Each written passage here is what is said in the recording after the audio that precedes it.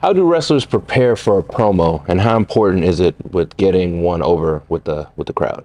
Oh my God, man!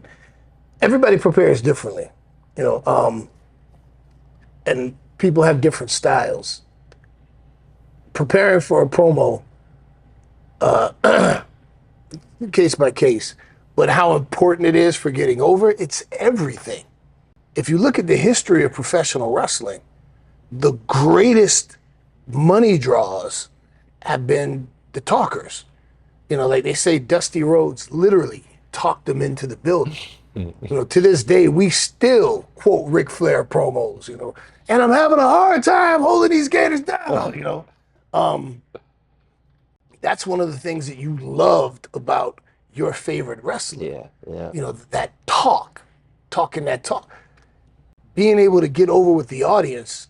I remember when Rock, when I was in wrestling school, I was married at the time, and my ex-wife, now ex-wife at the time, she became invested in wrestling because of me, of course, you know.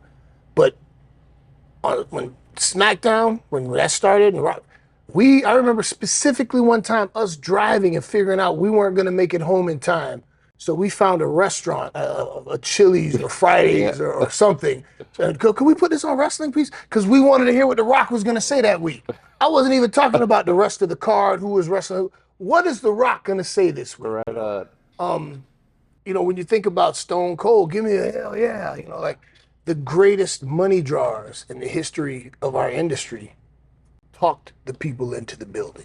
Yeah, they could work their asses off. And of course, you have exceptions to every rule. You have, you know, great workers who got over just on their work rate and not on their mic skills. But I think the balance is the other way. Mediocre workers who were amazing on the mic Okay. and then got to be great because of that. So preparing for a promo, traditionally, there were no writers. You just had to have the gift of gab and go out there and talk your talk and get yourself over. So Ric Flair running down that Rolex and everything else. That's Ric Flair. That's just Nobody Ric wrote Flair. that for Ric Flair. There was no. Can you imagine in that time, some college graduate, you know, I'm a writer. I have an Emmy Award for writing. You know, here, Mr. Flair, here's your, Yeah, you know, like, no. man, if you don't get your ass out, no, Flair, that was Flair's talk.